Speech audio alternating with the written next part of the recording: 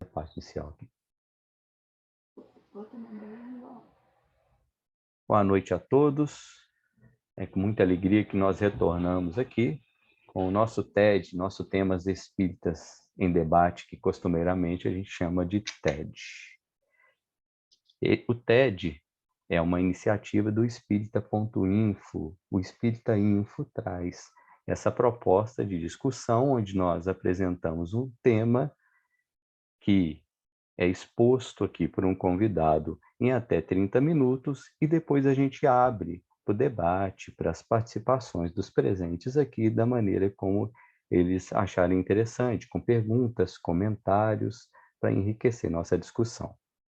Hoje, o nosso tema do TED é Espiritismo no Brasil, o que aconteceu. A expositora inicial vai ser a Angélica Silva de Almeida. A Angélica, ela é professora de História do Instituto Federal do Sudeste de Minas. Ela também é pesquisadora do NUPES. O NUPES é um núcleo de pesquisa em espiritualidade e em saúde da UFJF, da Universidade Federal de Juiz de Fora. Ela também é pesquisadora do Núcleo de Estudo de História do Espiritismo da Universidade Salgado Filho e ainda membro da equipe de pesquisadores do projeto Allan Kardec. Vou pedir o Vantuil para fazer uma prece inicial e aí a gente passa a palavra para a Angélica. Boa noite a todos. Amigo Mestre Jesus, amigos espirituais que estão sempre nos acompanhando, sempre estando conosco na nossa jornada. Pedimos permissão para podermos dar início a mais um estudo, a mais uma troca de ideias a respeito do Espiritismo, onde nós possamos escutar e também conversarmos a respeito, emitirmos as nossas opiniões, que possamos cada vez mais estudarmos mais, entendermos mais o Espiritismo e para que possamos ser melhores cada dia que passa. Pedimos aos nossos amigos espirituais permissão para darmos início ao estudo e que possa nos esclarecer sobre todo o assunto estudado na noite de hoje. Muito obrigado, que assim seja. Angélica, seja muito bem-vinda. A palavra é toda tua. Você tem aí até em torno de 30 minutos. Depois a gente abre para a discussão do pessoal e retorna em você algumas vezes, em alguns momentos, para o seu comentário. Tá joia? Tá joia. Estão me ouvindo bem? Estamos sim. Então, tá bom. Boa noite a todos. Muito obrigada, primeiro eu, Eli, pelo convite de estar aqui hoje. Um prazer enorme. Para a gente estar discutindo, né, um pouquinho aí sobre esse tema, um pouco dessa trajetória do espiritismo no Brasil, né, o que teria mudado, o que teria acontecido, né, desde a sua chegada até aqui. O espiritismo que vem de uma proposta, né, de uma união, aí, de ser uma ciência, uma filosofia e uma religião, e que no Brasil a gente tem um destaque muito grande, né, muito mais aí para esse perfil mais religioso do espiritismo. E para a gente entender um pouco, né, que contingências históricas acabaram também aí colaborando para a condução desse processo e analisar um pouco esse percurso e essa trajetória. Então, vamos lá. Então, só para a gente entender muito rapidamente essa parte do Brasil, a gente precisa fazer um retrocesso para entender já um pouco do que acontece com o espiritismo desde o surgimento dele lá na Europa, com os trabalhos do Allan Kardec, e o surgimento, né, a publicação oficial de O Livro dos Espíritos em 1857, quando a gente marca esse início do espiritismo. E já logo no começo, ele vai sofrer diversas críticas, tanto da Igreja Católica, quanto também de intelectuais. Então, o espiritismo vai ser acusado, né, de heresia, quem frequentava era um herege, e nós vamos ter diversos aí sermões, artigos em jornal, já discutindo essa questão. Acusado também de fraude, de ser uma expressão fraudulenta, que não era mediunidade em si, mas uma enganação, uma fraude, que seria ação demoníaca também, esse processo de comunicação, suposta comunicação espiritual, só poderia ser obra, né, do demônio. E em 1861, a gente já vai ter um episódio que ficou muito conhecido lá em Barcelona, que é o Auto de Fé, onde 300 obras espíritas foram queimadas em praça pública, né, a mando aí da igreja local. E também, em 1864, os livros espíritas também foram incluídos no Index Prohibitorium da Igreja, sendo, então, proibidos a leitura para os católicos. E, além, então, também da Igreja de intelectuais, nós vamos também ter uma segunda corrente de questionamentos ao espiritismo, que vai vir muito aí de médicos e psicólogos. Também acusando o espiritismo de ser uma coisa mística, um retrocesso da humanidade num período de grande evolução. Então, como que o homem voltaria a acreditar em coisas místicas? Também fraude, charlatanismo, fruto do subconsciente, ou seja, então as pessoas achavam que estavam pensando, falando ou agindo por influência de um espírito, mas na verdade isso seria do subconsciente dela. E, por fim, acusações também de que os fenômenos mediúnicos desencadeariam transtornos mentais. Os médiuns, então, ficariam loucos após frequência às reuniões espíritas. E dentro desse grupo todo, dessas pessoas, nós vamos ter diferentes grupos. Esse debate ele vai ocorrer tanto nos Estados Unidos, com os fenômenos espiritualistas, o espiritualismo moderno, quanto com o espiritismo na França, e nós vamos ter, então, dois grupos.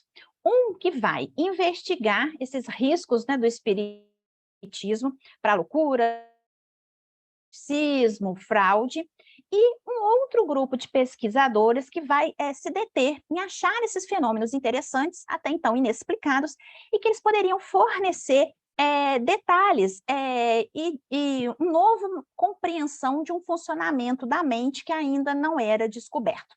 Então, esses fenômenos poderiam ser estudados e ajudariam aí no desenvolvimento da compreensão das funções da mente. Então, dentro desse grupo, eu estudei, né, mais basicamente o Frederic Myers, o Pierre Janet, o William James, o Lombroso, né, e o Jung, que formaram sociedades, né, de pesquisas psíquicas. Nós tivemos na Inglaterra, nos Estados Unidos e na França também. Alguns deles, né, a exemplo aí do Myers, né, a exemplo do Lombroso, vão aceitar, no fim, a hipótese explicativa, né, de ser um espírito. O Jung, né, e o James vão ficar aí ainda, aceita que pode até ser, mas, não, né, como a gente fala, não bate o martelo, né, e a gente vai ter, então, essa formação. Só que, vindo já para o Brasil, nós não conseguimos detectar aqui nenhum tipo de pesquisa de sociedades que tenham sido formadas para estudar os fenômenos espíritas. O grupo que vai mais diretamente influenciar aqui no Brasil vai ser exatamente esse que vai considerar o espiritismo como loucura, como fraude, como charlatanismo. E é o que a gente vai ver. Então, no Brasil, o espiritismo, né, os fenômenos espíritas, os estudos, eles começam ainda, já na segunda metade do século XIX, com um grupo de imigrantes franceses que começam a estudar o espiritismo, né? O Brasil sofreu uma forte influência da França à época, mas ainda não tínhamos grupos, eram grupos familiares. O primeiro grupo instituído que nós vamos ter vai ser em Salvador, pelo Luiz Olímpio Teles de Menezes, em 1865, que vai ser o grupo familiar do Espiritismo. E depois, em 73, então, aí sim, a gente já tem um grupo fundado, o Grupo Confúcio, no Rio de Janeiro, e em 1884 vai ser criada a Federação Espírita Brasileira, que a gente tem aí até hoje. E da mesma forma, como aconteceu na Europa, nos Estados Unidos, aqui no Brasil também o espiritismo vai experimentar críticas do mesmo tipo da igreja de intelectuais, como uma ação demoníaca, como heresia, né? Exatamente igual. E um ponto que vai chamar bastante atenção aqui no Brasil, que os médicos, além de classificá-lo como fraude, como loucura, como charlatanismo, nós ainda vamos ter o acréscimo do chamado exercício ilegal da medicina. Por quê? Porque no Brasil, diferentemente do que vai acontecer na Europa, nós vamos ter uma prática de assistência aos necessitados de atendimentos, de postos de atendimento nos centros espíritas muito grande. Uma prática que a gente não vai ter muito estabelecida aí na Europa como um todo. Mas Kardec chega a abordar esse tema. Né? Lá no Livro dos Espíritos, ele fala: diremos primeiramente que a palavra charlatanismo não cabe onde não há proveito. Os charlatães não fazem grátis o seu ofício. E é importante essa questão de não fazem grátis, porque esse vai ser um discurso que vai pautar muito aí a argumentação dos espíritas no Brasil em defesa das atividades que aqui foram feitas ao longo do período. E aí, a Federação Espírita Brasileira, ela cria, então, um departamento de assistência aos necessitados, onde nós tínhamos, então, consultas mediúnicas e a prescrição de receitas homeopáticas. E, então, para os médicos, eles começam a argumentar, então isso seria, né, charlatanismo, exercício ilegal da medicina, pois os espíritas não teriam uma autoridade intelectual, não eram médicos formados para poder estar consultando e pedindo receitas de tratamento para as pessoas. Só para nós termos aqui uma ideia, né, esses dados eles estão contidos num relatório da Federação Espírita Brasileira. Eu acho que ele até merece um estudo, né, mais aprofundado, onde ele coloca, né, a FEB expõe lá, no ano de 1902, 1906 e 1910, os atendimentos que teriam sido feitos nesse departamento, as receitas mediúnicas que teriam sido homeopáticas, que teriam sido expedidas. E, então, em 1910, nós chegaríamos a um montante de 240 mil receitas. E aí eu peguei, né, no IBGE, a população do Rio de Janeiro, à época, só para a gente poder fazer um comparativo, em 1910, essa população girava em torno aí de 870 mil pessoas. Claro que podemos levar em consideração que teve pessoas que procurou mais de uma vez o atendimento, né? Então, entrando aí pela estatística desse número de receitas expedidas, mas, mesmo assim, é um número bastante expressivo que eu acho que merece uma atenção também especial de um estudo mais aprofundado sobre esse atendimento na federação, que não era só lá. Diversos centros espíritas no Brasil como um todo também praticavam esse tipo de atendimento, e isso além do século XIX, também aí no século XX. Só que o espiritismo, ele passou a ser criminalizado no Código Penal de 1890. Exatamente nesses pontos que nós estamos destacando aqui. Então, seria, né, em 3 artigos, o 157, o 156 e o 158, que seria, né, qual seria o crime? Praticar o espiritismo para inculcar cura de moléstias curáveis ou incuráveis para fascinar e subjugar a credulidade pública.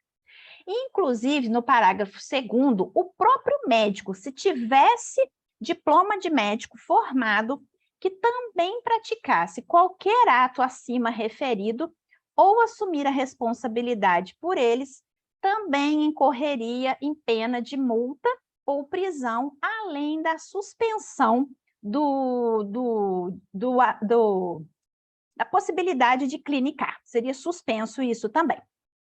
E aí, exercer a medicina em qualquer de seus ramos, sem estar habilitado segundo as leis, e ministrar ou simplesmente prescrever como meio curativo, exercendo aí o ofício do denominado curandeiro.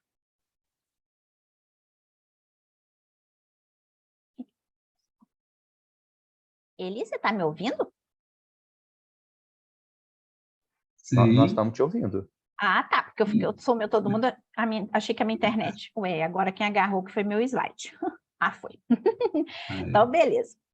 E aí, gente, nós publicamos no ano passado, 2021, na verdade, um artigo que nós fizemos um estudo sobre o legislador do Código Penal, né, o Batista Pereira, que escreveu o Código Penal de 1890, e a gente conseguiu fazer um levantamento no Jornal do Comércio, porque nós tivemos um debate grande entre ele e a Federação Espírita Brasileira, os artigos assinados, né, pelo pseudônimo de Max, que nós sabemos que é o Bezerra de Menezes, discutindo o porquê da inclusão do espiritismo no Código Penal.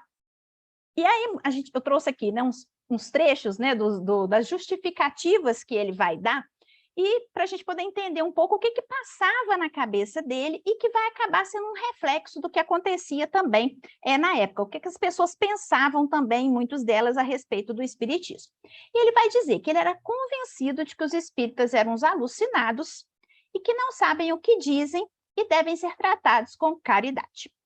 Ele diz que sabe respeitar as liberdades de crenças, mesmo as mais extravagantes.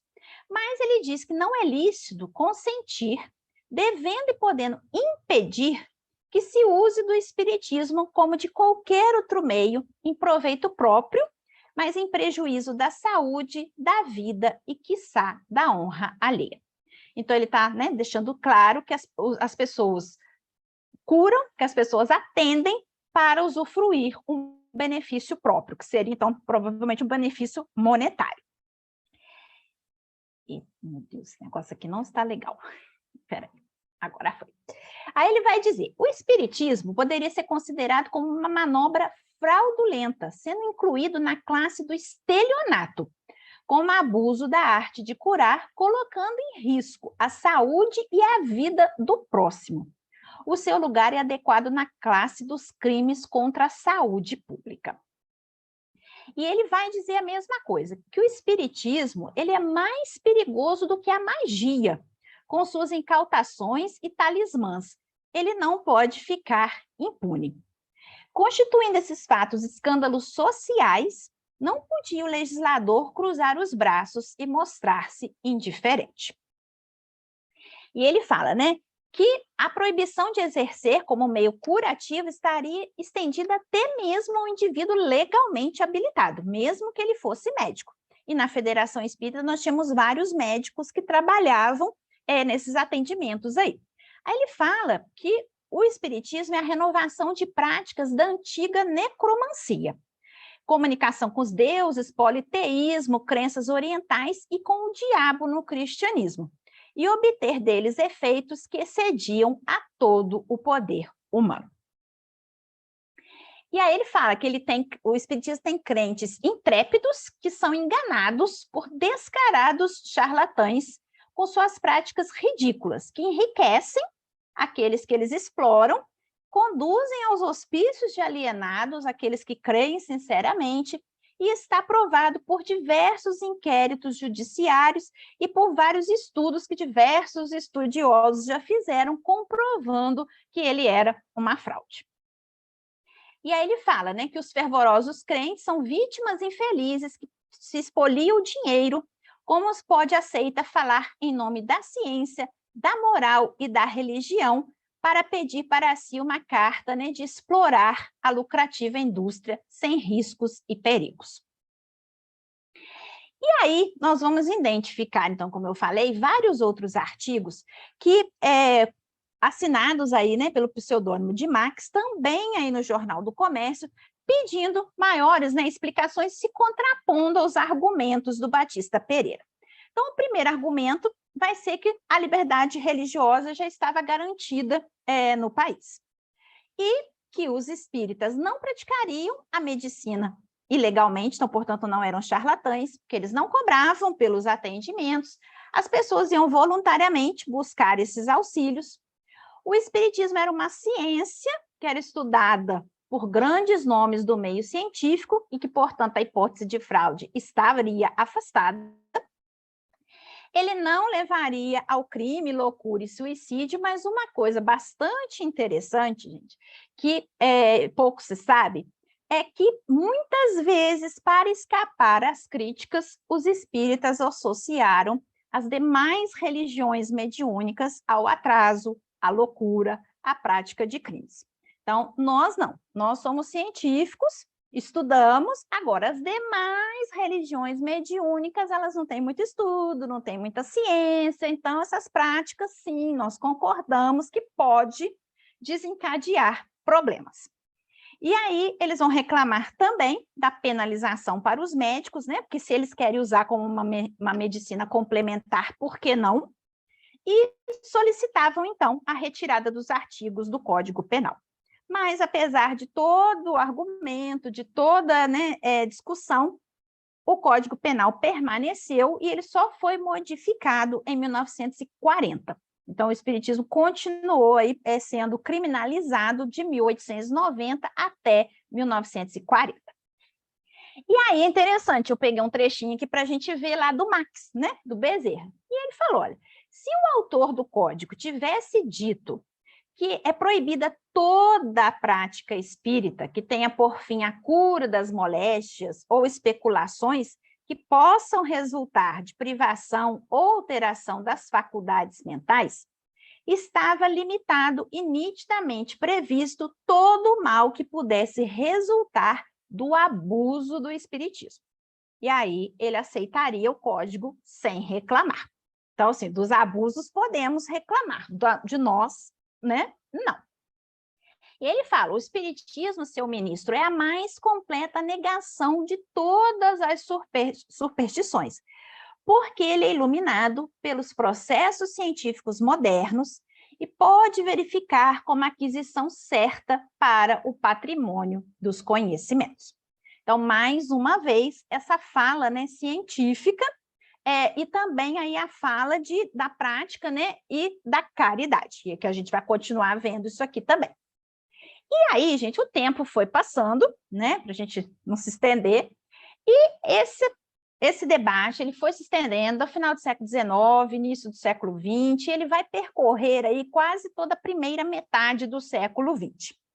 E aí, quais as estratégias discursivas, né, que os psiquiatras vão continuar utilizando daí para frente, não vai diferir muito, por exemplo, lá do Batista Pereira, que foi o elaborador lá do Código Penal. A mesma coisa vai acontecer, que a mediunidade desencadearia loucura ou seria uma fraude, que não existia, né, um elemento extramaterial, ou seja, o espírito, então, portanto, as manifestações eram fraude ou charlatanismo, que o espiritismo era associado ao primitivismo, às religiões afro-brasileiras e também um risco social das práticas espíritas.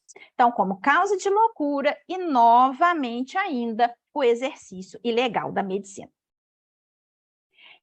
E aí a gente vai 1927, um inquérito entre especialistas brasileiros, onde 12 especialistas, um engenheiro e 11 médicos, serão consultados com essas 4 perguntas que estão colocadas aí, se eles acham, né, que os fundamentos, se tem fundamento científico nos fenômenos, se tem experiências que documentam cientificamente o espiritismo, se a prática pode trazer danos para a saúde mental e se o exercício abusivo da arte de curar pode também trazer prejuízos para a saúde pública. E, praticamente por unanimidade, os 2 primeiros não e os 2 últimos sim. Aqui eu trouxe, né, para a gente poder ver alguns recortes de jornais da época, né? A Sociedade de Medicina quer cadeia para os que curam pelo espiritismo. A proposta de moções são encaminhadas ao presidente. O peso da lei contra os espíritas que curam, porque a argumentação dos médicos era que a lei já existia, mas ela acabava não sendo cumprida. Os espíritas não eram tão presos quanto eles esperavam, os centros espíritas não eram fechados, né, como eles esperavam, então que era necessário fazer alguma coisa. E a situação realmente aperta um pouco, né, com a entrada do Getúlio Vargas no poder em 1930, onde o Vargas aí também se colocava aí bastante contrário também ao espiritismo. Já no discurso de formatura do Vargas, em 1907, gente, ele já faz no discurso, quando ele se forma em Direito, ele já faz um comentário a respeito dos problemas do espiritismo na sociedade. E lá vem uma outra, ó, se eu me dissesse inspirado pelo espírito de Duque de Caxias, alguém me daria poder de comando? Então, se eu chegasse dizendo que aí o médico disse inspirado por um outro, mas e se eu falar que eu sou, né, inspirado pelo Duque de Caxias? Eu poderia comandar um exército? Os médicos pedem lá que o governo proíba os médiuns de curar e abra mais hospitais para os pobres. E aí os espíritas, né? Cheguei caminhando para o final. Quais vão ser as estratégias discursivas que os espíritas vão utilizar? Que a mediunidade seria uma real manifestação dos espíritos, né, que não seria, então, portanto, uma fraude, o elemento espiritual existiria, então, portanto, não seria fraude. Um ponto, gente, que eles vão bater demais seria essa questão da espiritismo para a sociedade. Então, essa questão da ajuda, da caridade, não é charlatanismo, porque nós não cobramos. Nós fazemos um atendimento, né, de modo que não é feito público para as pessoas, então por isso que elas nos procuram. Uma outra característica no Brasil também vai ser a criação de diversos hospitais psiquiátricos também espíritas no Brasil ao longo aí do século XX. Então, essa ideia da prática da caridade, de que, né, e isso era uma coisa, né, baseada no aspecto religioso do espiritismo, dessa ajuda que era, né, feita à sociedade, vai ser um argumento que vai sendo muito utilizado. E nós vamos percebendo ao longo do tempo que essa afirmação de que é uma ciência, é uma filosofia, é uma religião, ela vai mudando um pouco, desde aqueles primeiros debates lá do Bezerra, com o legislador, né, o Batista Pereira, e vai adentrando aí no século XX como um todo, dessa visão de que o espiritismo seria muito mais uma religião que pratica a caridade, que ajuda, do que, na verdade, ela teria esse aspecto de investigação científica, de estudos, né, dos fenômenos, como a gente vai ter essa abordagem inicial aí no Kardec, que chega no Brasil, que vai aí arrefecendo ao longo do tempo.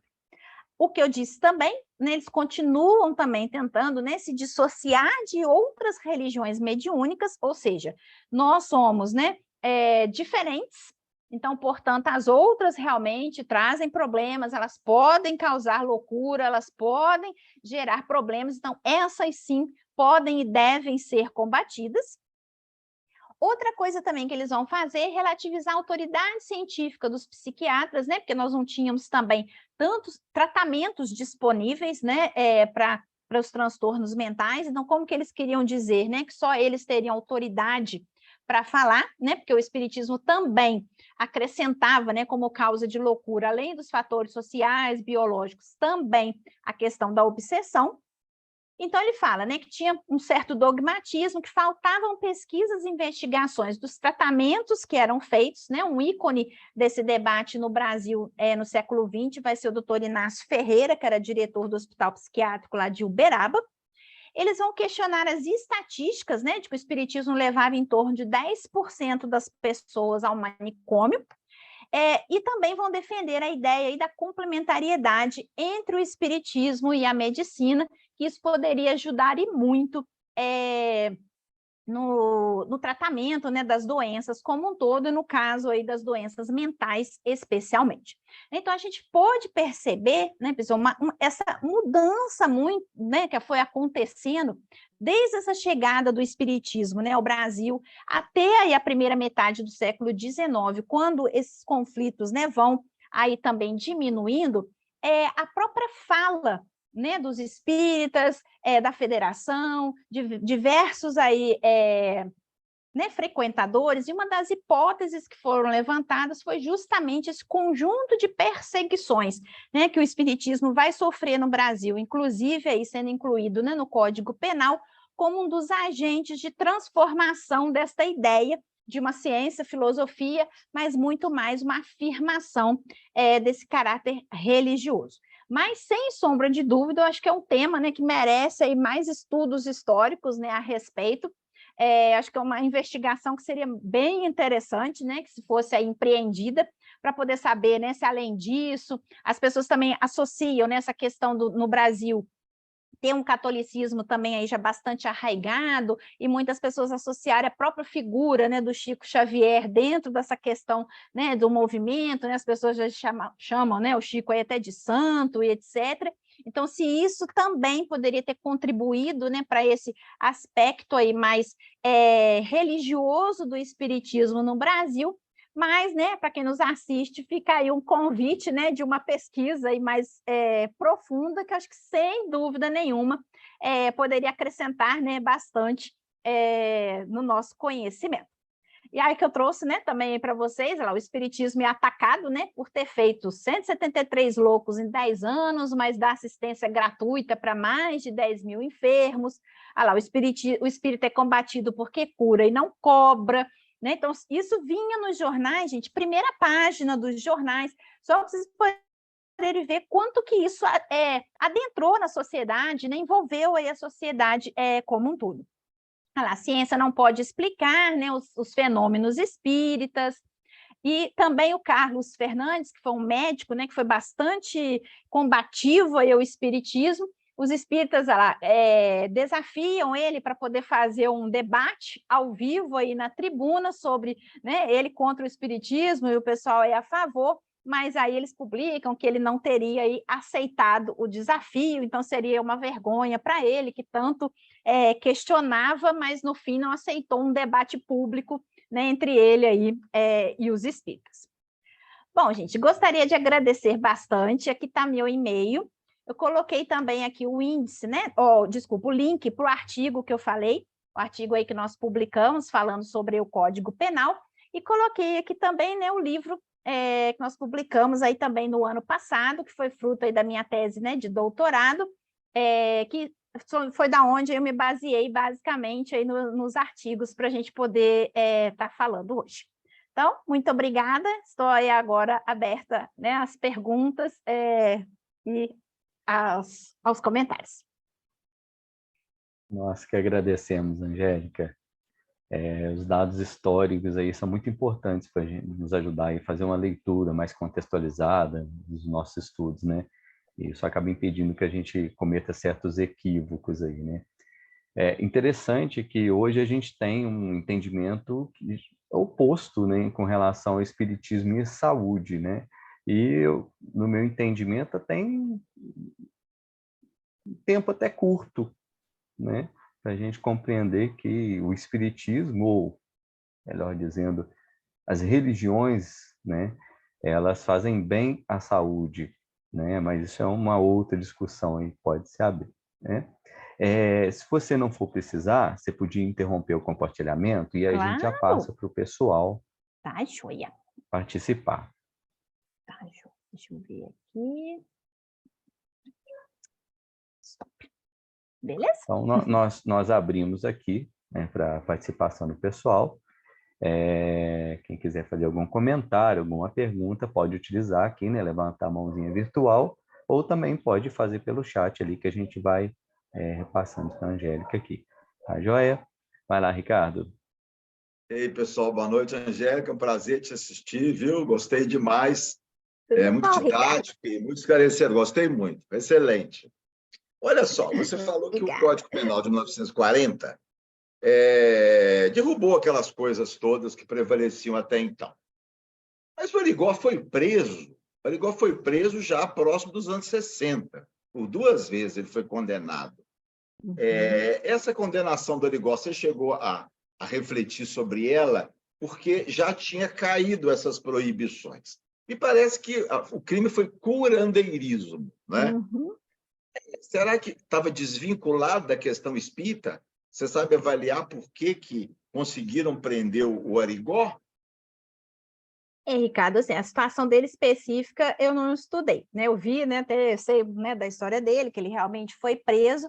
Aí eu não sei se foi simples, eu acredito, né, mas de novo, né, estou falando na minha suposição, que teria sido mais mesmo, talvez, por um exercício ilegal de medicina, né, mas não simplesmente uma associação vinculada à ideia, né, de que seria uma prática espírita e também, né, uma prática de cura, porque, como eu falei, o código, né, ele cai em 1940, e aí a gente tem a saída, né, a revogação desses artigos que criminalizavam o espiritismo. Então, assim, realmente eu não saberia te responder, né, assim, com total segurança sobre, assim, que acusações efetivas eles utilizaram, mas acredito eu que seja muito mais no campo do exercício legal da medicina do que da prática espírita mesmo em si.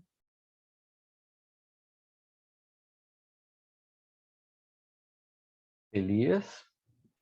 Ô, Angélica, em primeiro lugar, prazer rever você, né? que eu já vi a apresentação sua aqui na EFOS, aqui para o pessoal da Associação Espírita de Pesquisas, né, em Ciências Humanas e Sociais.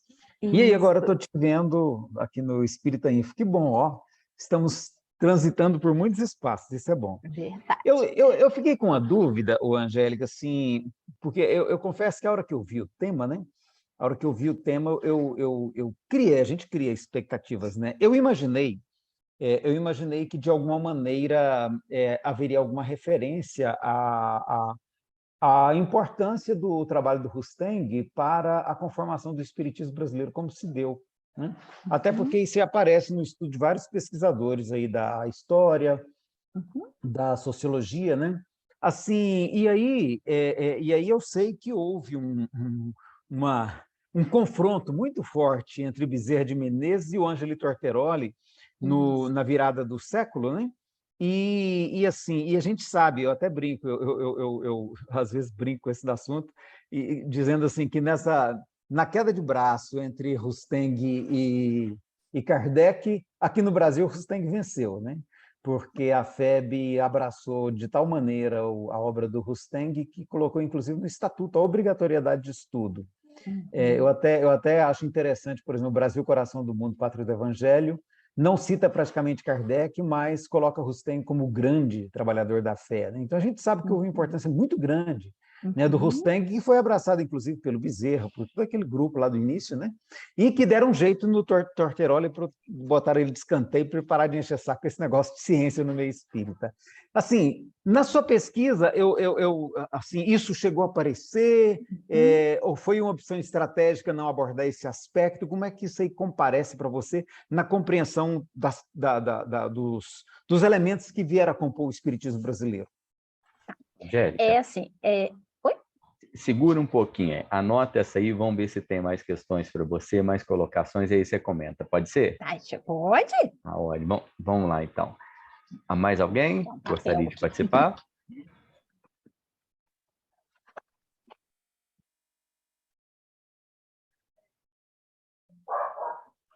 Bom, pelo jeito, então, vai lá, Angélica. A gente vai esquentando o pessoal. Assim, realmente, assim, não foi uma opção de estudo meu.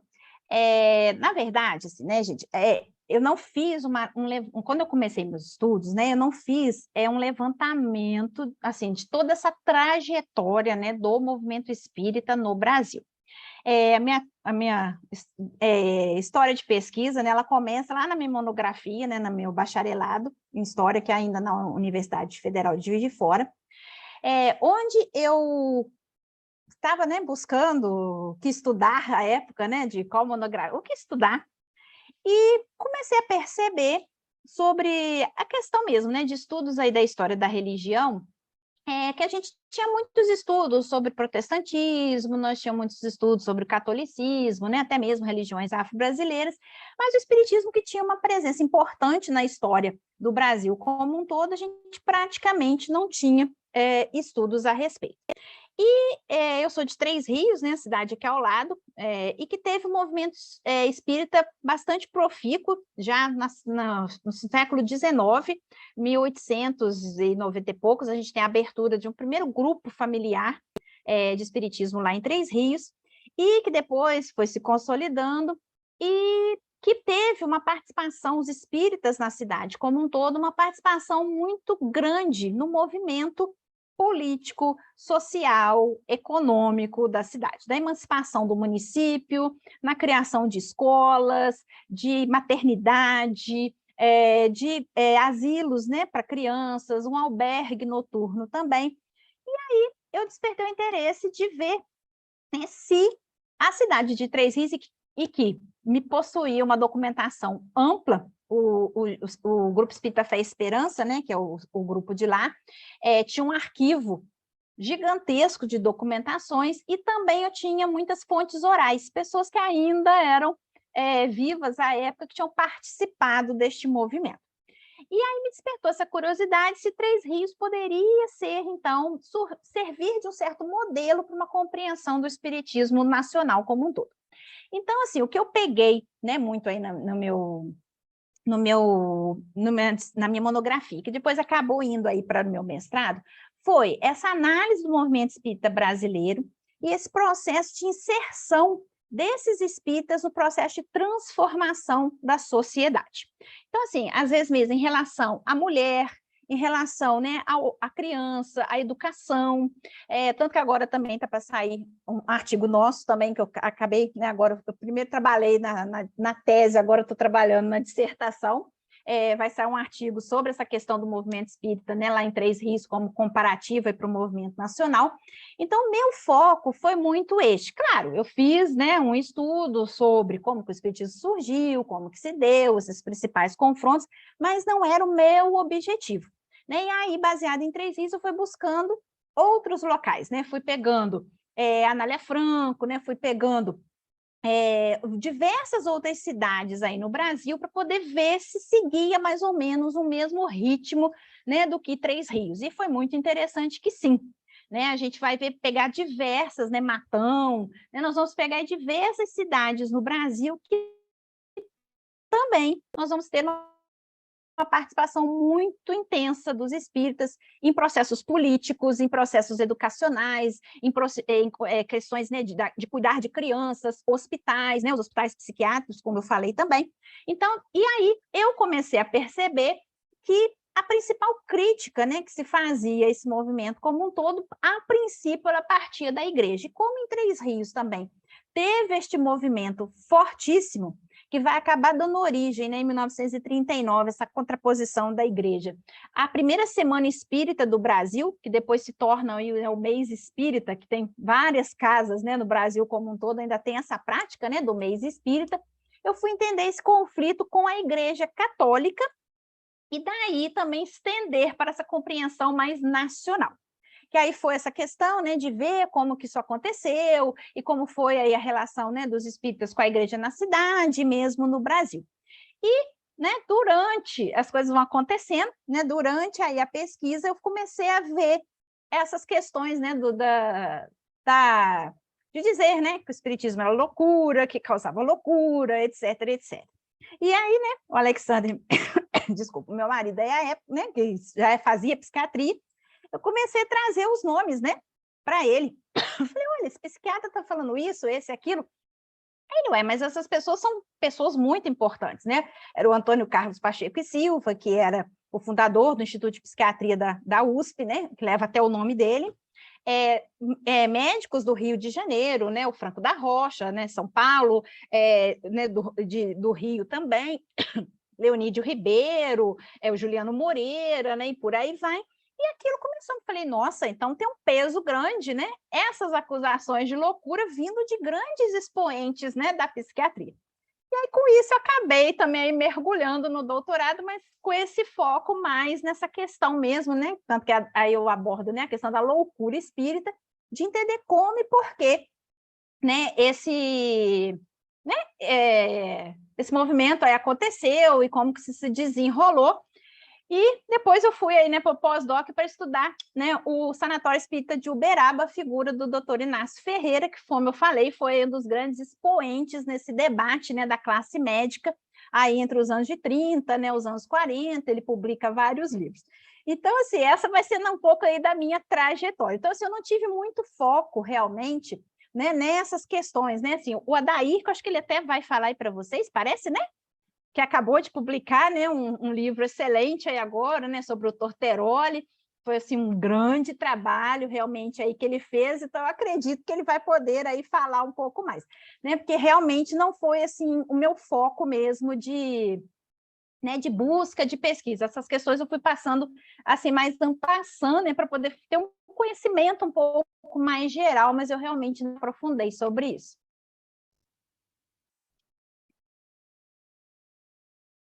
Muito obrigado. Mais comentários?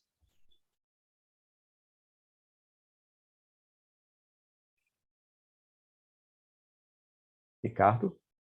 Eu quero pegar uma coisa que a Angélica falou, que eu achei muito interessante, que em Três Rios, os espíritas tinham uma influência social e política.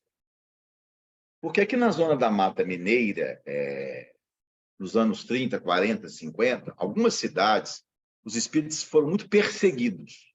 Em outras, não. Em outras, não. E me parece que um dos fatores é exatamente os espíritas que assumiram a frente do movimento eram pessoas influentes socialmente. Vou pegar 2 exemplos, 2 cidades pequenininhas aqui próximas de Juiz de Fora, a cidade de Guarani e Astolfo Dutra, distância de 40 quilômetros uma da outra. Cidades de mais ou menos 10 mil habitantes. A cidade de Guarani era a família da minha mãe, a de Astolfo Dutra, a família de meu pai. O espiritismo em Guarani nunca teve perseguição. Nunca. Por quê? Porque quem fundou o espiritismo lá, era um senhor que era o sogro do único médico da cidade. E a esposa do médico era espírita. Filha, obviamente, com as irmãs do tio Nicola.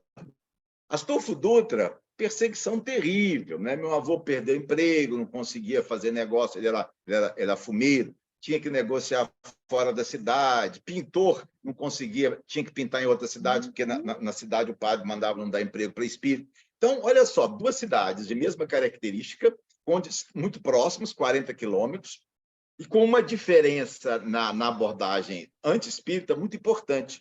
Então, eu acho que você falou uma coisa muito interessante, né? Algumas localidades, os espíritas tinham uma influência política, social, econômica, e isso fez com que o espiritismo fosse melhor absorvido. Quer dizer, a questão do preconceito acabava ajudando até certo ponto. Outras cidades na nossa região aqui, o espiritismo só conseguiu de 10 anos para cá. Cidades como, por exemplo, Rio Pomba, cidades que teve muita dificuldade. E eu acho que um dos motivos é esse que você colocou, Angélica. Eu não sei se você tem notado isso também. Quer dizer, a questão da maior ou menor perseguição aos espíritas tem a ver com o papel político-social dos espíritos naquela localidade. Isso vem, né, o Ricardo, já antes, né? Porque a própria FEB que vai contar com militares, né? O primeiro grupo já que começa, né, a estudar, o grupo Confúcio, depois que vai dar origem também aí, né, o pessoal federado, não o grupo Confúcio dando origem, né, mas que frequenta, a própria FEB foi muito blindada mesmo, de invasões,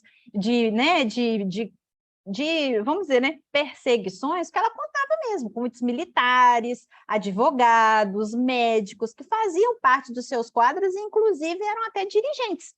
Né? Então, assim, muitas pessoas chegam a relatar isso, né, nos estudos, que havia, e às vezes, invasões de centro e tudo mais, mas a FEB, e mesmo esse gabinete, né, de assistência aos necessitados, se eu não estou enganada, parece que houve intervenção de 1 a 2 vezes. Se a gente vê o volume de atendimentos e o quanto que isso incomodava a classe médica, inclusive sendo incluído num Código Penal, era para ter acontecido muito mais vezes, né? Quiçá ser até fechado de vez. E em Três Rios, sim, né? A gente percebe muito isso. Claro, tem relatos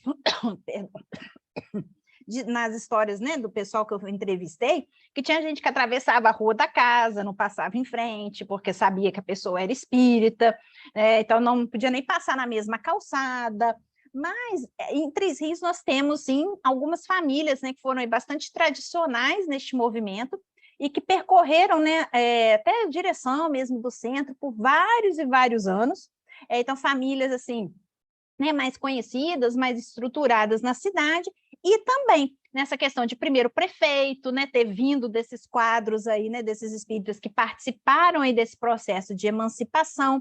Então, tudo isso, né, foi gerando uma credibilidade. E o grupo espírita, né, o Fé e Esperança, ele é muito próximo da igreja, a matriz, né, a igreja matriz. E essa Semana Espírita, né, ela foi feita, o Leopoldo Machado foi chamado para poder falar, né, nessa Semana Espírita lá em Três Rios, e o padre organizou na praça, 1h30 antes de cada palestra, ele ia para a praça para poder falar para as pessoas e combater o que seria falado lá no Centro Espírita, né, o que aquilo não poderia ser e tal. E aí, né, tem vários relatos contando que o pessoal ia na praça, assistia o padre e depois ia lá para o Centro Espírita para poder ver o que é que o pessoal do centro ia falar. E aí, com isso, também acabou levando, né, também um aumento aí do número de adeptos. Mas essas questões, né, Ricardo, a gente vê o Caibá Schutel, né, que quase faliu lá, né, a farmácia dele, né, por conta também do padre recomendar de que ninguém deveria comprar, né, medicamentos na farmácia pelo fato dele ser espírita. Então, assim, realmente tem locais que a coisa foi realmente muito mais grave, muito mais forte do que em outros. Então, eu acredito que Três Rios, sim, por essa participação, né, a escola mesmo, né, que abrigava aí muitas crianças, maternidade, né, vai ser aberta pelo grupo espírita e que vai atender, teve um funcionamento de muito e muito tempo, né, ainda sobre tutela do grupo espírita. Então, acho que isso também foi gerando aí uma certa credibilidade na sociedade como um todo, né? Maria José, fica à vontade. Boa noite a todos. Angélica, Boa noite. Olá. Parabéns aí pela sua apresentação, bem didática mesmo. E aí eu fiquei pensando o seguinte, diante de tudo que vocês estavam falando, e até mesmo esse último diálogo seu aí com o doutor Ricardo, parece que continua sendo o poder, o dinheiro, não é? Porque quando se tem as famílias tradicionais, que na sua maior parte a tradição vem pelo dinheiro, eles conseguem dominar. E aí pergunto, o espiritismo, ele teve toda essa trajetória, que a gente, né, se narrou aí para nós, grande parte a gente até conhecia, e por que as religiões, né, de matriz africanas não conseguem ainda se sobrepor? Porque há uma diferença, a gente sabe disso, é claro, né? É bem nítida para todos nós, né? E, ultimamente, então, o desrespeito a elas, eu acho que está assim, muito mais intenso, né? Vamos falar assim. Muitos tentam fazer até diálogos interreligiosos, etc., mas a gente sabe que é muito difícil, né, para esses irmãos que pertencem a esse tipo de religião. E aí eu fico pensando, quer dizer, de novo, será que foi só essa questão mesmo social e até mesmo não só econômica, mas intelectual? É tudo isso que termina sempre influenciando? Marizé, eu acho que em relação, né, à questão, né, das religiões afro-brasileiras, eu acho que elas vão passar por um problema assim, cuja raiz vem ainda lá do século XIX. Perdão, gente, que eu estou com uma tosse faz uns 2 meses e não melhora direito. Essa questão, né, eu acho que ela remonta a um passado mais anterior, e que muitas vezes ele não vai estar só relacionado, às vezes, a essa questão simplesmente financeira. A gente tem, né, toda uma tradição que a gente sabe, né, desde aí da chegada, né, dos negros ao Brasil e tudo mais, e nós temos, né, na segunda metade do século XIX para frente, um contexto que vai ser histórico, que vai se alterar bastante, muito vindo, né, da ideia de um darwinismo social que começa a surgir na Europa como um todo e se esparrama, né, pelo resto do mundo, de começar, né, gente, estudos científicos, que à época eram classificados, né, como científicos, de entendimento sobre essas populações. E a gente tem uma classificação, né, que começa a vir, né, muito da questão racial, né, no mundo como um todo, e da suposta comprovação da inferioridade, né, do negro em relação ao branco. Então, isso assume um perfil muito forte na segunda metade do 19, que, como eu falei, percorre e adentra, né, o 20, essa diferenciação, né, da raça, por diversos estudos, né, que foram feitos e que, né, posteriormente isso passa a ser visto como uma questão social, que depois eu vou comentar aqui, mas que começa, então... Oi? Tem. Não, acho que não. E que começa, então, gente, a crescer muito essa questão mesmo do preconceito racial. No Brasil, né, e pegando o caso específico brasileiro, a gente vai ter, né, aí após a abolição da escravidão, né, vem aí a proclamação da República, e o Brasil, não longe, também mergulha, né, nesse debate sobre essa questão racial, que estava aí bastante, né, inerente.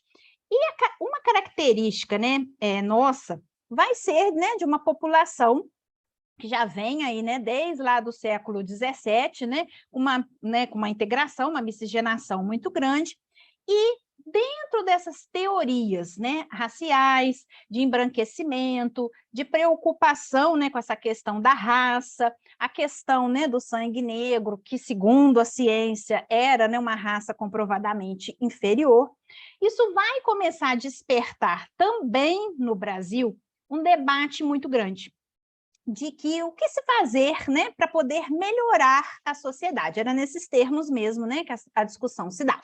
Isso no meio médico, né, no meio social, como um todo.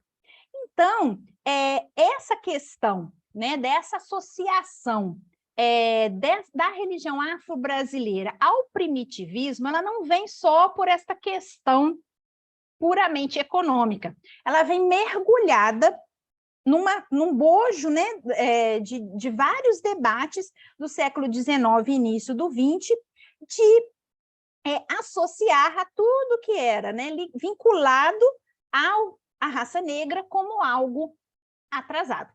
Tá? Então, assim, o espiritismo ele vai sendo um pouco colado nesta imagem também por conta, né, da questão de ser também uma religião mediúnica, né, de que também estabeleceria aí este contato, então ele também começa a ser associado, né, uma questão também primitiva, uma questão de atavismos, né, e tudo mais.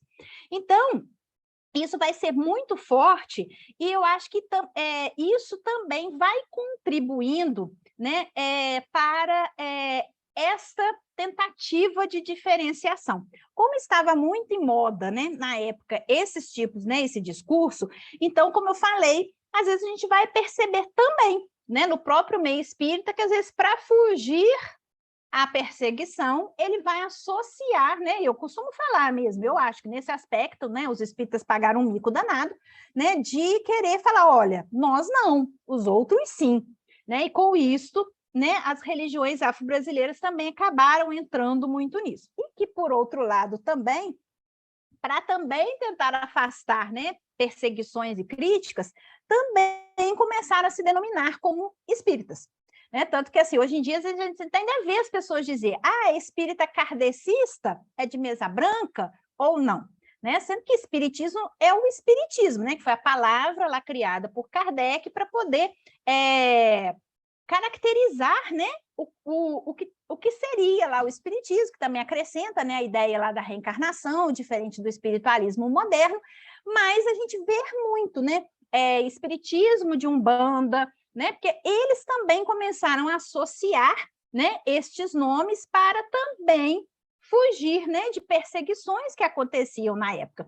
Então, assim, por isso que eu estou falando, assim, é um tema bastante amplo, né, para poder explicar aqui como um todo, mas, assim, isso vai, né, muito além só da questão econômica, né? Ela vai também da questão cultural, da questão supostamente racial, e que com, né, o advindo aí dos anos 40, né, de um entendimento mais sociocultural, começa a se atribuir ao que seria o atraso da raça, mas a problemas, né, sociais que os negros teriam enfrentado, né, a diversidade cultural de não ter conseguido, né, também adentrar aí culturalmente na sociedade como um todo e não uma questão racial. Mas isso foi um discurso muito forte, gente, no mundo como um todo, e o Brasil não ficou fora disso. Então, eu acredito que também, né, em grande parte, tudo isso às vezes que a gente vê, né, sendo falado, tem essa raiz nesse debate que vem aí lá do século XIX. Isso que você está colocando, Angélica, o Silvio Almeida traz no livro daquela série Feminismos Plurais, um livro chamado Racismo Estrutural. Ele vai fazer a leitura desde a época da República, né, fazendo essa contextualização política, econômica e social. É muito interessante esse livro que ele vai trazer essa leitura para a gente, que você comentou aí, né? Elias, vai lá.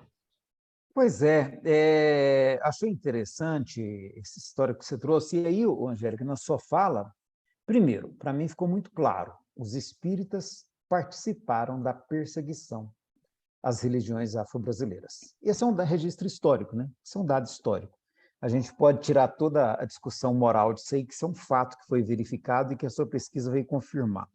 E aí, isso me lembrou agora, na medida que você ia falando, eu estava me lembrando da reação que essa semana aí a gente viu, aquela reação assim muito forte àquela iniciativa do grupo lá dos espíritas à esquerda lá da Bahia, de provocar, e eu entendi que foi uma provocação aquilo, né? Acho que foi uma provocação mesmo, eles colocarem lá um evangelho antirracista, substituindo os trechos, falando, olha, como é que seria, aliás, substituindo não, né? Colocando em paralelo, né? Como é que seria a leitura daqueles trechos hoje.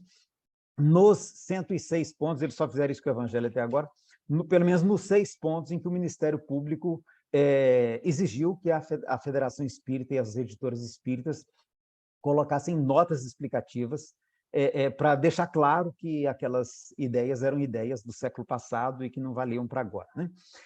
Isso foi, eu acho muito interessante, muito rica essa discussão que aconteceu, porque trouxe à evidência de novo o problema, um problema que você trouxe aí que é histórico. É histórico, ele já tem mais de 100 anos esse problema, né? E está aí até hoje, e até hoje eu vejo ainda que há muita fuga dessa discussão, né? Há muita fuga dessa discussão, e eu fiquei curioso, porque eu até anotei aqui, sabe, porque eu não sei, eu não vejo muito empenho no meio espírita para superar essa questão, sabe? Para fazer uma discussão racial séria, né? Para superar as teorias, para pelo menos rever as teorias que nós temos, porque a nossa teoria é muito clara. A nossa teoria, os europeus, os brancos, são mais inteligentes, são mais bonitos, são, né? Os povos chineses, africanos, são povos inferiores mesmo, são povos primitivos, os indígenas são selvagens, né? Esse dias o Divaldo Franco mesmo cometeu essa gafe, coitado, né, de achar que o certo era integrar os indígenas à nossa cultura, ou seja, era a mesma coisa do mundo islâmico chegar aqui e falar, agora nós vamos integrar vocês cristãos à cultura islâmica, né? A partir de hoje seremos todos islâmicos, que é o futuro do mundo, né? Então, assim, essa é uma questão que o movimento espírita tem fugido dela. E aí a pergunta que eu tenho é se você conhece alguma referência histórica, sabe, que possa sinalizar para a gente de maneira semelhante. A exemplo, por exemplo, o Papa Francisco, ele pediu perdão aos indígenas, né? Porque ele sabe que a Igreja Católica no passado abençoou as invasões aos povos indígenas. Ele pediu perdão aos povos negros, porque ele admitiu que a Igreja abençoou a escravidão. E ele pediu perdão aos judeus, porque ele sabe que a Igreja silenciou diante do Holocausto, né? Então, eu queria saber se você conhece, nesse estudo histórico que você faz, algum momento em que alguma autoridade, alguma representação espírita tomou uma atitude semelhante, por exemplo, de pedir perdão às religiões afro-brasileiras pelas perseguições que o espiritismo infligiu a elas no passado. Você conhece alguma coisa nesse sentido? Então, peraí, gente, nós precisamos separar algumas coisas, tá? É assim, eu não afirmei que os espíritas, nesse caso, eles perseguiram, tá? Forneceram até lista. Tá, eles pautavam-se assim, no sentido, né, de diferenciar, olha, na questão mesmo, né, de ser uma religião científica, né, de ser uma religião filosófica, né, e tudo mais. Eu não tenho conhecimento, pelo menos eu desconheço, né, de espírita que tem invadido locais de religiões afro-brasileiras, etc., à época, tá? Então, eu estou falando assim, no sentido conceitual de querer mostrar, olha, nós somos um grupo e o outro é outro. Erraram, sem dúvida, não estou dizendo que foram todos também, tá?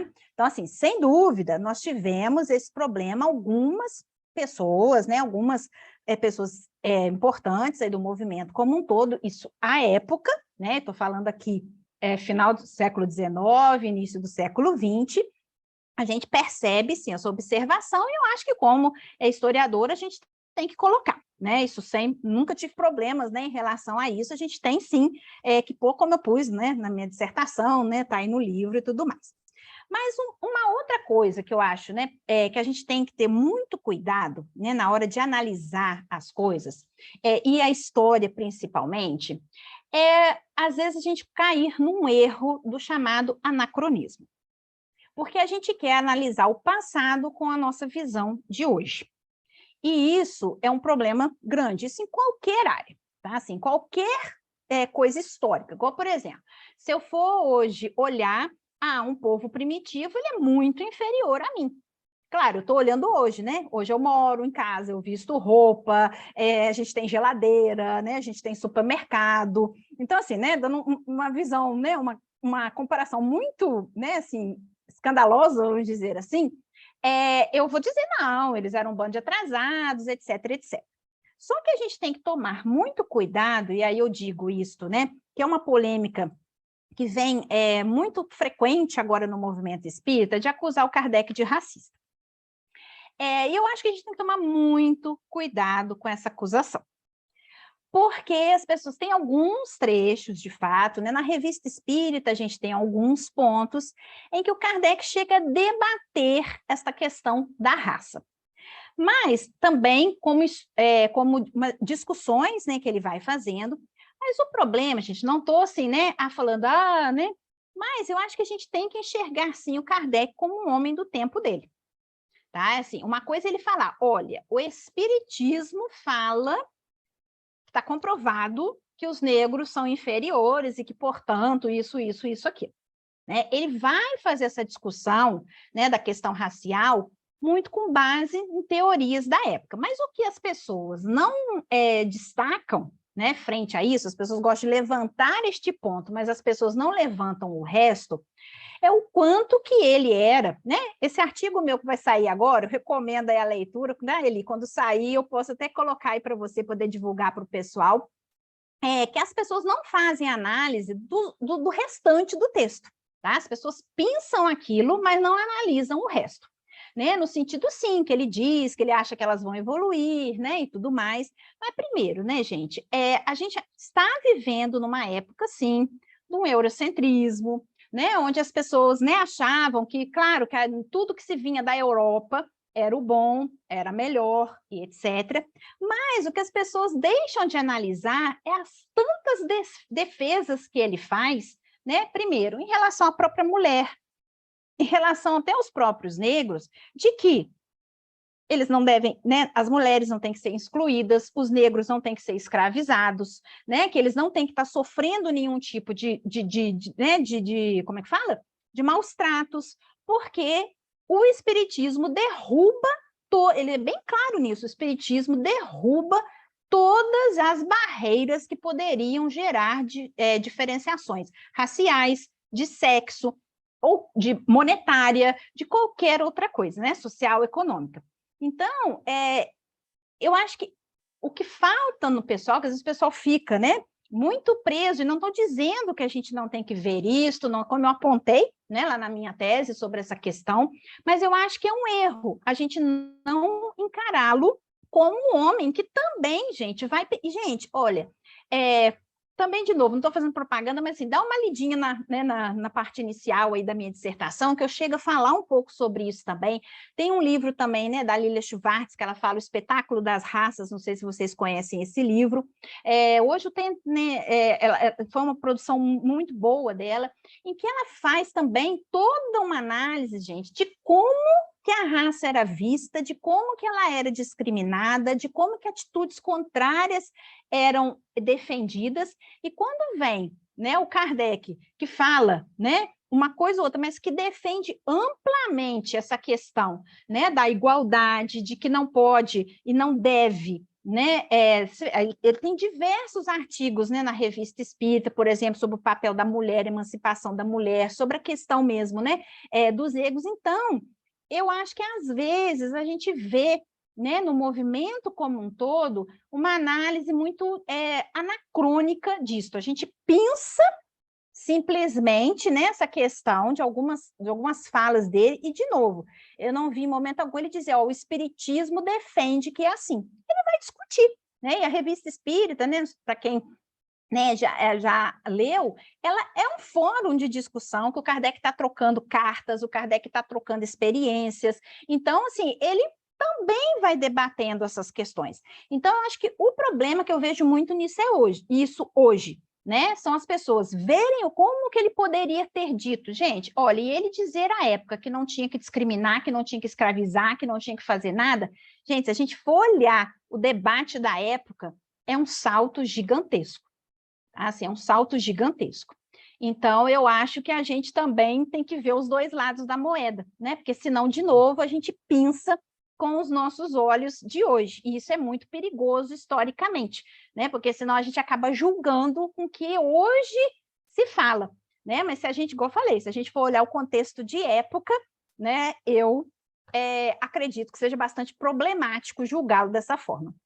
Eu nem citei Kardec, não, na verdade, porque eu me preocupo realmente com os espíritas de hoje, né? Kardec, para mim, ele está no seu tempo. Agora, nós é que até hoje a gente resiste então, o que e eu não acho que a discute. gente, Elias, tem que fazer uma diferenciação, e eu gosto de falar muito isso, né, quando eu falo, né, sobre o espiritismo, a gente tem que fazer uma diferenciação muito grande entre o espiritismo e o movimento espírita.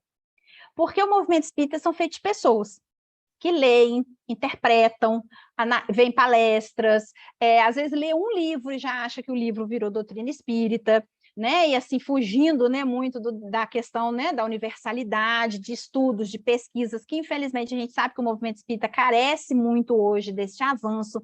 Então, só que as pessoas colocam isto como espiritismo, que o espiritismo fala isso, que o espiritismo fala aquilo, né? Assim, né, chegaram, né, foi você mesmo, né, que acho que chegou a falar a questão do próprio Divaldo, é uma questão hoje aí bastante espinhosa, mas, de novo, né, gente, eu vejo, assim, né, não vou dizer caridade, porque é uma palavra errada, mas também, assim, eu acho que ele é passível de omitir as opiniões dele, sim, por que não? Todos nós falamos as nossas opiniões, por que ele não pode? Eu acho que se ele estivesse falando, tá, gente? O espiritismo falou que o índio tem que ser integrado, porque o índio é atrasado, tudo bem. Ora, por que a gente pode e ele não? Né? Claro, você pode argumentar, né, que ele é um expoente, né, que às vezes muitas pessoas fazem confusão, tudo bem, né, mas o Divaldo não é o espiritismo, gente, ele também é um movimento, e o movimento é feito de pessoas, né? Então, às vezes, o que a gente fala, mas os espíritas agem assim, o espiritismo é assim, às vezes são os espíritas e não o espiritismo. Então, assim, eu tenho, analisando nessas trajetórias, gente, historicamente, por isso que eu falo, eu tenho muito cuidado, né, nessas abordagens, né, nessas críticas, porque às vezes são coisas das pessoas, né? E às vezes o que a gente tem visto também muito, gente, infelizmente no movimento, é pouco estudo de espiritismo mesmo, pouco estudo de Kardec mesmo, né? E a gente vai saindo aí, né, às vezes com opiniões pré-formadas, de debates, de coisas que a gente ouve, mas não vai efetivamente nas fontes, né? Que são, sem sombra de dúvida, o mais importante para a gente poder estar analisando, né, e julgando essas questões. Né? Mas claro que todas as críticas têm que ser feitas, gente, são bem-vindas, não são contrárias a ela, né? Mas eu acho que a gente tem sim que analisar, né, o movimento, as pessoas, e não só como espiritismo, e também não correr o risco, né, de ser anacrônico, julgar o ontem com os nossos olhos de hoje. Angélica, nós estamos aqui já no nosso encerramento, faltando um minutinho para a gente encerrar. Você gostaria de fazer algum comentário final, alguma consideração final? Eu gostaria mais vezes de agradecer a todos vocês pela participação. Acho que esses debates são super bem-vindos, né? A gente troca ideias, a gente ouve o outro, que eu acho que é uma coisa que às vezes está faltando muito hoje, né?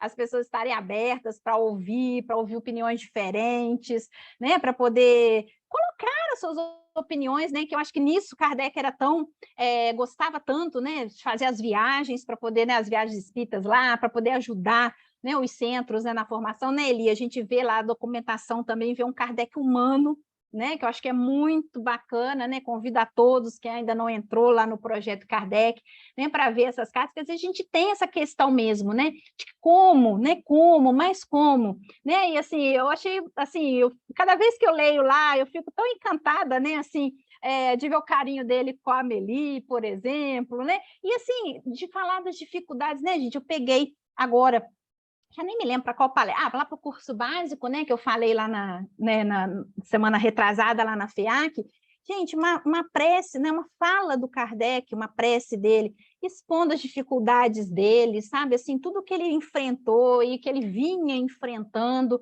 sabe, gente, assim, é muito emocionante, então não é uma questão, gente, assim, de idolatria, sabe? Mas, assim, para mim, né, o espiritismo fez muita diferença na minha vida, na vida da minha família, e eu acho que a gente tem que conhecê-lo mais mesmo, né? Conhecer as pessoas, os espíritas, né? Porque senão a gente corre o risco mesmo, né? De qualquer coisa a gente joga tudo fora. E eu acho que né? Eu acho que é muito importante. Eu faço um convite, né? Vai lá, pessoal, ler as cartas do Kardec. É muito emocionante, é muito bacana ver o Kardec como nós, né? Isso acho que é muito bacana. Sou apaixonado por essas cartas, Angélica. De vez em quando Não eu é? comento nos nossos grupos aqui. Outro dia eu fiz um comentário, Kardec, em uma dessas cartas, eu não lembro se é o da prece, mas que ele começa dizendo: estou de mau humor hoje. Eu adorei ler essa carta, essa eu reli, acabei de ler e reli, né? Realmente Achei muito muito legal. lindo quando ele fala que quer voltar logo para casa, porque ele está com saudade de abraçar a Meli. Ai, que Isso. coisa A fofa, carta gente. deles é sempre muito carinhosa, né? Esperava Sem chegar dúvida. antes, ele sempre cita isso. Muito legal mesmo. Verdade. Bom, se vocês gostam de espaço onde vocês possam se colocar, onde vocês possam comentar e ser ouvidos e respeitados, é aqui, Espírita.info. Estão todos convidados a participar dos nossos estudos, né, do TED. O TED a gente vai voltar com ele, agora como é quinzenal, né, no dia 14 de abril, numa sexta-feira, às 8 horas, tá? Daqui a 15 dias. Tá? O tema vai ser recursos financeiros no movimento espírita, como administrar. Então, todos já previamente convidados, nós agradecemos muito a você, Angélica, por suas Eu que exposições, sua agradeço, gente. Foi exposição, muito seus bom estar aqui hoje. comentários, tá joia? E retornamos, então, no dia 14 de abril, pedir o Zé Alveste para fazer uma prece de encerramento.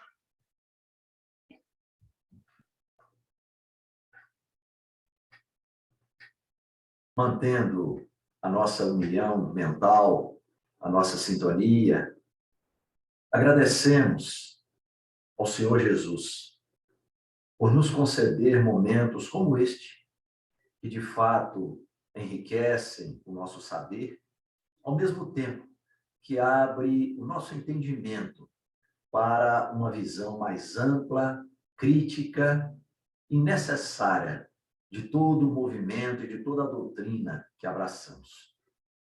Te pedimos, Jesus, que abençoe sempre o nosso propósito útil. A nossa necessidade de compreender, de aprender, é imensa. E queremos continuar fazendo parte deste movimento, deste grupo, para que possamos estender cada vez mais também para outras pessoas a necessidade do aprendizado. Abençoe-nos sempre, abençoe a nossa família, abençoe a humanidade. Agradecemos aos espíritos amigos que nos inspiraram e nos ajudam sempre, sustentando-nos nessa caminhada evolutiva. E é em teu nome, Jesus, então, que nós damos por concluída a nossa reunião. Ótima noite a todos, pessoal. Forte abraço.